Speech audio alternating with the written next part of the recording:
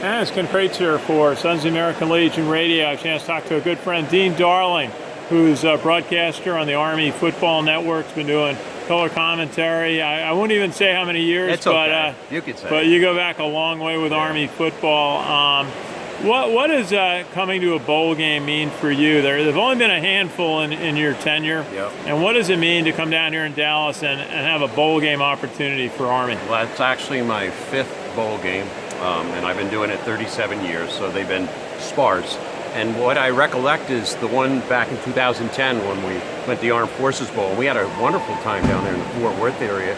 Dallas, and it came out pretty good that game. That was an exciting game, 16-10. Not a lot of points scored, but a lot of momentum shifts both ways. So I've been very fortunate to call it. We were just on the radio show, and we were talking about my first bowl experience, 1984 Cherry Bowl. I'm doing sideline at the time, so I got a chance to interview Coach Young at halftime in the post game. And just being on that sideline, you're such a heavy underdog going into that game against a Big Ten opponent in Michigan State. And Army came out and went toe-to-toe every play with them. Nate Sassman, Doug Black, they continued to pound them. And that's when it was the original wishbone. Yeah. And Army just took it to the Big Ten boys. And at the end of the game, Army won it in a struggle, a defensive struggle, 10-6. Well, that was a neat game. Now, we got to ask you, I mean, the Navy game this year was a game for the ages. The only way to describe it was jubilant, was the reaction. What was it like for you seeing Army get ahead, then give up 17 points, but then Ahmad Bradshaw led a terrific drive down the field to score the go-ahead touchdown? What was going through your mind? So what I thought was, first I go, here we go again. I hope it's not that. But when Bradshaw on that first play of the drive completed the 29-yard pass to Poe, all of a sudden you're at midfield. And there's plenty of time on the clock, and I felt really good about that because I knew they had to get the ball into the hands of Poe. In fact, I had just said it on the radio to Rich. I said, we got to get 82 involved. And they got him involved, and he made a nice catch. And then after that, meticulous in the way they converted on 3rd and 4th down situations and ended up putting it in the end zone. Bradshaw went in from 9 yards out. So there was a sense of euphoria. Obviously, you still had to get a stop defensively, but nothing was going to stop Army after they scored that go-ahead touchdown. Defense came out. Defense really and then Army, Navy. Yeah, they did. And then the offense killed the rest of the game like you're supposed to, because we've seen it the other way around so many times, especially over the last few years, the way Navy would just eke out wins and kill the clock at the end of games. This was apropos that Army could do something like that after going ahead.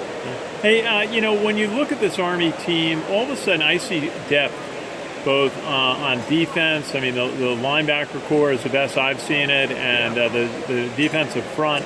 And then you look at all those running backs, the sophomores that are doing such a good job in the offensive line. What is it about Coach Monken, and you've seen a lot of Army coaches, that he's been able to bring in depth into the program of these solid players? A lot of coaches don't like to play freshmen right away, but he had to because that's where his talent base was. And, he brought along a lot of young kids very fast. And, yeah, they took their lumps at times, but other times they looked good. Now we're seeing the dividends of moving into your sophomore year, having already been on that big stage last year, playing in the Army-Navy game, playing in big arenas.